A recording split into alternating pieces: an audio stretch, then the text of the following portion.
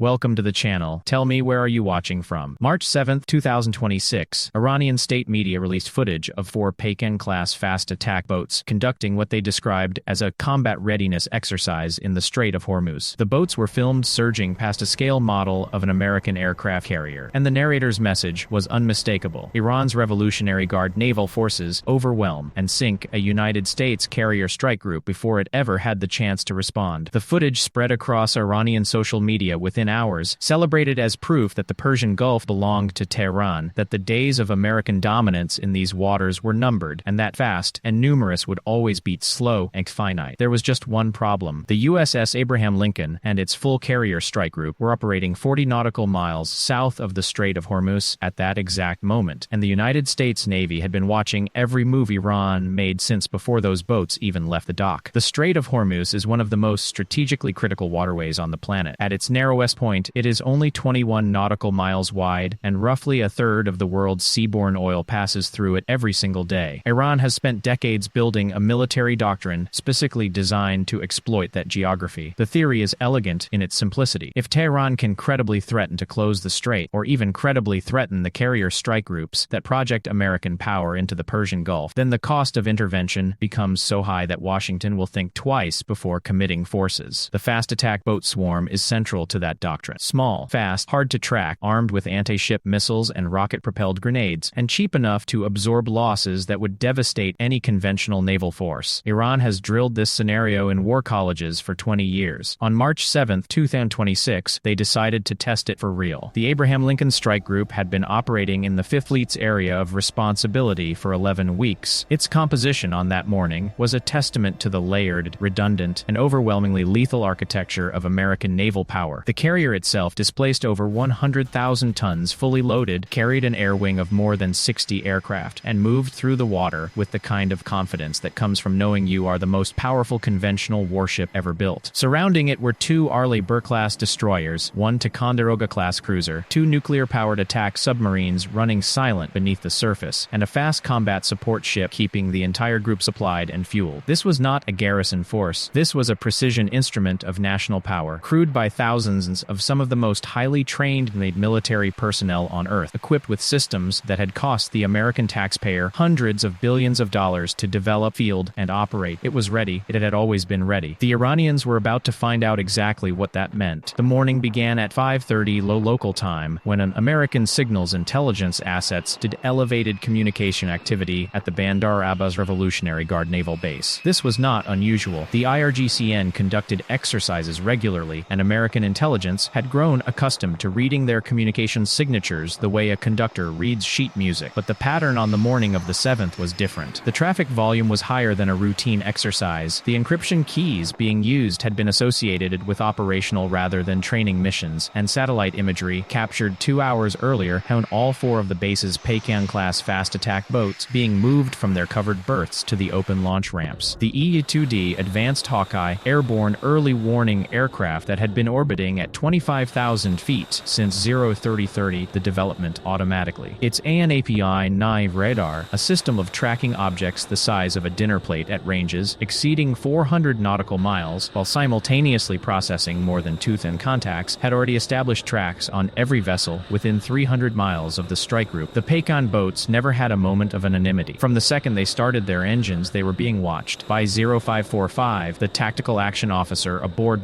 the Abraham Lincoln had a complete intelligence picture. 4 Peykaap-class fast attack boats, each displacing approximately 75 tons, each armed with 2 C-8 anti-ship cruise missiles with a range of 20 kilometers and a 165-kilogram warhead, plus deck-mounted heavy machine guns and rocket systems. Top speed approximately 52 knots. Maximum effective combat range given their fuel capacity, rough 400 nautical miles. The C is not a toy. It is a sea-skimming subsonic cruise missile derived from Chinese anti-ship technology that flies at low altitude to avoid radar detection and strikes at the waterline. The Iranian Navy has used C-2s as the centerpiece of its asymmetric naval warfare doctrine since the 1990s. A single successful hit on a destroyer could cause catastrophic damage. A coordinated salvo from 4 boats simultaneously launching 8 missiles across multiple bearings would stress any conventional point defense system. The Iranians had done the math. They believed the math worked in their favor. The tactical action officer had already run the same calculation and reached a very different conclusion. The Cooperative Engagement Capability, the network targeting architecture that connects every sensor and every weapon in a strike group to a single, integrated fighting system, distributed the track data on all 4 Peykaap boats to every ship in the group within 1.3 seconds of the Hawkeye's initial detection. The destroyer's Aegis combat systems had firing solutions computed before the boats had cleared the harbor mouth. The cruiser's spy-winding radar was painting them with the kind of precision that would allow a standard missile to thread a gap between boats and detonate between them. One of the attack submarines had already maneuvered to a position 8 nautical miles from the projected intercept point, its fire control system tracking all 4 surface contacts with passive sonar. The Iranians were sailing into the most comprehensively monitored and covered kill zone in the history of naval warfare. Every weapon system in the strike group was already talking to every other weapon system, deconflicting arcs, sharing targeting data, and waiting for orders. And the tactical action officer had not yet given any. The reason for the restraint was deliberate, calculated, and entirely consistent with American doctrine for exactly this kind of provocative engagement. The TOW wanted to know what Iran was actually doing before he committed to a course of action. Were these boats conducting a show-of-force operation designed to generate footage for state media? Were they probing American response times and sensor coverage? Were they the leading edge of a genuine coordinated attack? The answers to those questions mattered enormously, not just tactically but strategically and diplomatically. Shooting first against what might be characterized as a patrol exercise would hand Iran a propaganda victory of incalculable value. Waiting too long against a genuine attack run could cost American lives. The TOW held his course, watched his screens, and let the Iranians commit to their decision. At 0612, the commitment became unmistakable. The 4 Peykaap boats separated into 2 pairs, each picking a divergent course that would bring them to their C-02 launch envelopes from different bearings simultaneously. This was not a patrol pattern. This was an attack geometry that Iranian naval doctrine had refined over 2 decades of exercises. The eastern pair pushed south at 48 knots, hugging the Iranian coastline to complicate targeting solutions and stay within range of shore-based air defense radar coverage. The western pair swung wide into open water, trading the protection of the coastline for a cleaner firing angle on the strike group's northern flank. At this point, both pairs were 110 kilometers from the strike group. The C-802 has a range of 120 kilometers. They were already inside potential launch distance if their targeting solutions were precise enough. The TOW picked up the radio handset at 0614 and issued a warning on the International Maritime Distress Frequency, identifying the approaching vessels by their bearing and distance and informing them that they were operating in a manner that could be interpreted as hostile. He received no response. He waited 90 seconds and transmitted again. At 0617, the western pair of Peykaap boats lit up their fire control radar. This is the point of no return in naval warfare. Illuminating a target with fire control radar is the equivalent of pointing a loaded weapon at someone's head. It is the final step before pulling the trigger. The tactical action officer did not hesitate. He had followed every protocol, issued every warning, and given the Iranians every opportunity to de-escalate. The moment those fire control radars came online, the engagement became a matter of self-defense under both international law and the rules of engagement carried by every American commanding officer operating in the Fifth Fleet. He declared weapons free on both Peykaap pairs. The MH-60R Seahawk helicopter that had been orbiting at low altitude 40 kilometers south of the contact had been in position since 0558, placed there as part of the strike group's pre-planned surface surveillance screen long before the Peykaps ever left port. The tactical air coordinator had positioned its operating area outside every planned firing arc with the same systematic deconfliction discipline that defined every aspect of the strike group's combat management. The Seahawk's crew had been watching the fast boats since their departure from Bandar Abbas, their maritime surface search radar tracking both pairs with a fidelity that allowed the crew to read the wake patterns generated by the boat's gas turbine engines. They had 6 AGM-114 Hellfire missiles loaded on the port and starboard pylons. Each Hellfire carries a semi-active laser or millimeter wave radar seeker, a 9-kilogram tandem-shaped charge warhead, and the ability to hit a target the size of a car from 5 kilometers away while the launching helicopter is behind terrain or flying a NOE profile. Against a 275-ton surface combatant doing 48 knots in open water, it is not even a fair fight. The Western Peykaap pair never got their missiles off the rails. The first boat took a Hellfire at 0618, the charge penetrating the forward hull section and detonating inside the engine room. The blast was sufficient to blow the entire superstructure off the hull. The boat went from 48 knots to 0 in approximately 4 seconds and began sinking immediately. The second boat's crew had exactly enough time to watch their lead boat disintegrate disintegrate before the second Hellfire found them. The Seeker had no difficulty distinguishing the thermal signature of a gas turbine-powered boat from the ambient sea surface temperature. The missile impacted at the waterline amidships, and the C-882 missiles still racked on the boat's launching rails cooked off in the secondary explosions, adding a column of black smoke visible from 30 kilometers away. Both were gone before they had covered another 100 meters. Total time from weapons free to kills, 11 seconds. Total Hellfires expended, 4. The Seahawk crew was already repositioning toward the eastern pair. The eastern pair of Peykans had reacted to the western pair's destruction with the speed that distinguishes a trained naval crew from a panicked one. They pushed their engines to maximum rated power, pulled hard to a new bearing, and began a high-speed run back toward the coastline, while simultaneously attempting to establish their own fire control solutions. It was the tactically correct response. It was also completely futile. The Hawkeye at 25,000 feet had never lost either boat's track for a single second. The destroyer's Aegis systems updated their firing solutions automatically as the boats maneuvered. The eastern pair had approximately 85 kilometers of open water between them and the nearest point of the Iranian coastline. At 52 knots, running flat out, they needed roughly 50 minutes to reach it. They had run for 40 seconds when the Seahawk repositioned and launched its remaining 2 Hellfires. Third Peykan took its missile just forward of the bridge, the explosion killing the pilothouse crew instantly and destroying the boat's navigation and communication systems. The vessel slewed hard to starboard and began running in circles, its throttle jammed open with no one alive to cut it. The fourth boat attempted to launch one of its C-802s in a desperate last move, and the missile did leave the rail. The Seahawk crew called it immediately, and the Aegis cruiser had already computed an intercept solution before the missile's booster had finished its burn cycle. A single REM-66 standard missile SM-2 launched from the cruiser's MQ-41 vertical launch system, climbed to intercept altitude, and destroyed the C-802 6 kilometers from the launch point. The fourth Peykan itself was still maneuvering when the SM-2 VLS fired a second missile, this time targeted at the boat itself. The warhead detonated 18 meters above the vessel's deck, and the proximity-fused fragmentation pattern converted the boat's superstructure into shrapnel, moving at several times the speed of sound through everyone on it. The boat coasted to a stop and began to settle. 8 minutes and 43 seconds. That was the total duration of the engagement from the moment weapons free was declared to the moment the last Peykan went dead in the water. 4 fast attack boats, 8 C-802 anti-ship missiles, and the combined experience of 2 decades of Iranian asymmetric naval doctrine encountered the United States Navy on the morning of March 7, 26, and were removed from the operational equation in less time than it takes to brew a pot of coffee. The Seahawk recovered safely to its destroyer's flight deck. The cruiser's magazine was lighter by 1 SM-2. The Hellfires were gone. Everything else in the strike group was exactly where it had been at 0530 when the Peykans left Bandar Abbas. The Abraham Lincoln's flight operations had not been interrupted. The ship's captain had not yet been called to the bridge. What happened next reveals something even more important about the nature of American naval power than the engagement itself. The same Hawkeye that had been tracking the Peykans since 0430 had spent those same 8 minutes and 43 seconds doing something entirely different with a portion of its processing capacity. The ANAPY-9's ability to simultaneously track thousands of contacts while managing cooperative engagement data for an entire strike group means that it was not distracted by the surface engagement. While 4 boats were being eliminated on the water below, the Hawkeye was watching the shore. It watched the mobile C-802 shore battery that had activated its targeting radar at 0615 and then gone silent when the Peykans died. It watched the Revolutionary Guard communications relay station at Kesem Island that had been retransmitting targeting data from shore-based optical trackers. It watched the 2 K-28 helicopters that scrambled from Bandar Abbas at 0619 and then turned back when they lost contact with the fast attack boats. All of it was cataloged. Positions recorded to within 3 meters. Operating frequencies logged. Communication patterns analyzed. Everything Iran exposed in its attempt to kill American sailors was now in a database that would be used if American strikes were ever authorized against Iranian naval infrastructure. The carrier's air wing was ready to launch within 20 minutes. The destroyer's Tomahawk cells were programmed and awaiting orders. Iran had not only failed to kill anyone, it had handed the United States a comprehensive targeting package for every mobile and fixed naval installation it had used during the engagement. The broader context of what happened on March 7th cannot be understood without understanding what the United States has invested in the sensors, networks, and systems that made the outcome so one-sided. The Cooperative Engagement Capability that distributed targeting data across the entire strike group in 1.3 seconds did not exist 20 years ago. The E-2D Advanced Hawkeye with ANAPI-NIMI radar represents the culmination of 7 decades of continuous investment in airborne early warning technology. The MH-660R Seahawk is not a helicopter with missiles attached as an afterthought. It is a complete maritime warfare system that integrates surface search radar, acoustic sensors for submarine detection, electronic warfare capabilities, and multiple weapon systems into a single platform operated by a crew of 4. The Aegis combat system running on those Arleigh Burke destroyers processes millions of lines of code executing in real time to track, classify, and engage hundreds of simultaneous threats across every domain. None of this happened by accident, none of it was cheap, and none of it can be replicated by an adversary that has been under comprehensive economic sanctions for 40 years. Iran's fast attack boat doctrine was developed in the 1980s and 1990s, when it offered asymmetric advantage against naval forces that lacked the sensor coverage, network targeting capability, and responsive precision strike options to defeat a large number of small, fast contacts simultaneously. The doctrine made sense when its architects designed it. Against the United States Navy of 2026, it is the military equivalent of bringing a 19th century cavalry charge against a modern mechanized force. The horses are still fast, the riders are still brave, the outcome is not in question. What the Iranian War College planners failed to model accurately was the rate at which American systems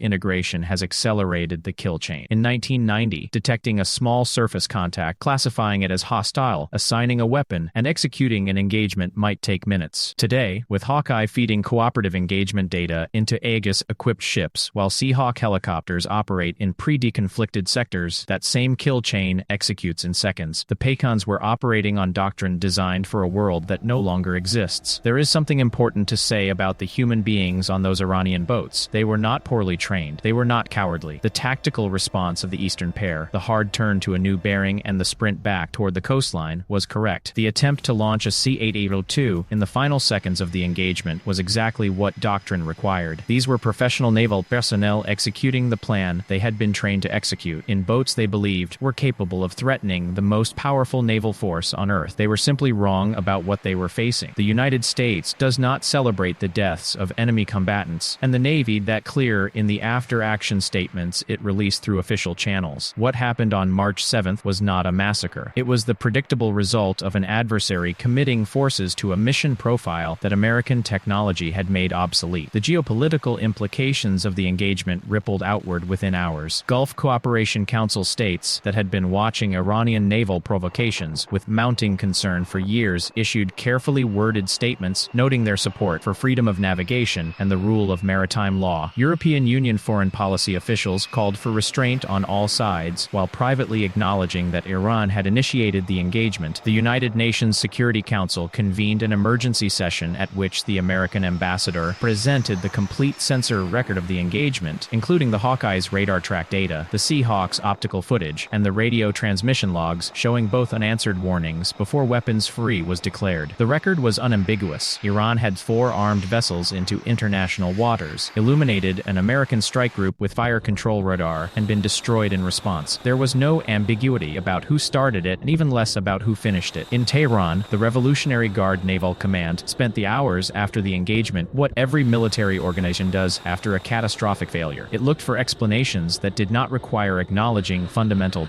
bankruptcy. The boat's communications equipment must have malfunctioned. The American response was proportionate and illegal. The engagement demonstrated the need for Iran to accelerate development of more advanced systems. None of these explanations addressed the actual problem, which was not a communications failure or a legal question or a technology gap in any single system. The actual problem was that Iran had built its entire naval confrontation strategy around a model of American capability that had been outdated for at least a decade, and nobody in the chain of command had been willing to say so out loud. The footage from January 26, the propaganda video showing swarms of drones attacking a carrier model, had fed an institutional confidence that the math favored Iran. The math had never favored Iran. It had just taken until March 7th for that reality to be demonstrated in terms that could not be misinterpreted. For the United States Navy, engagement confirmed something that senior officers had known for years but had not been able to demonstrate publicly. The systems integration that connects Hawkeye to Aegis to Seahawk to every weapon in the strike group does not just improve each individual platform's effectiveness. It creates a compound multiplication of capability in which the whole is so much greater than the parts that adversaries who plan against individual systems find themselves fighting something categorically categorically different from what they prepared for. Iran planned against CA-02 intercept probability. It planned against Seahawk response time. It planned against Aegis tracking capacity. It did not plan against all three operating as a single integrated system with targeting data shared at network speed across a deconflicted kill chain, managed by combat system software that updates its solutions faster than any human being can think. That is not a gap that can be closed by fielding more fast boats. It requires a completely different operational concept, different training, different equipment, and a different understanding of what 21st century naval warfare actually looks like. The Abraham Lincoln remained on station in the Fifth Fleet area of responsibility after the engagement. Its flight operations continued on schedule. The strike group's magazines were essentially untouched. American naval power in the Persian Gulf was not diminished by a single measurable quantity. If anything, the engagement served as the most vivid and conclusive demonstration in years that the presence of an American carrier strike group in these waters is not a provocation or an anachronism. It is a statement of fact about who holds the ability to project power in this region, who can guarantee freedom of navigation in one of the world's most critical waterways, and who will respond with overwhelming precision and lethality to any force that challenges that reality. Iran spent decades and billions of dollars building a doctrine, a force structure designed to make that statement false. On March 7, 2026, 4 Peykaap-class fast attack boats and their crews paid the price of that miscalculation. The United States Navy went home for dinner. The Strait opened. The after-action review conducted aboard the Abraham Lincoln that evening was thorough, professional, and almost anticlimactic in its conclusions. Every system had performed within specification. Every crew member had executed their assigned role without error. The Seahawk cruise missile employment had been textbook. The Aegis fire control solution on the inbound C-802 had been acquired and solved in under 2 seconds. The Cooperative Engagement Capability had maintained seamless targeting distribution across the entire strike group throughout the engagement with zero degradation events. There were no recommendations for immediate tactical changes. There were no equipment failures to investigate. The engagement had gone exactly the way American training said it would go, and the men and women who had spent years preparing for precisely this kind of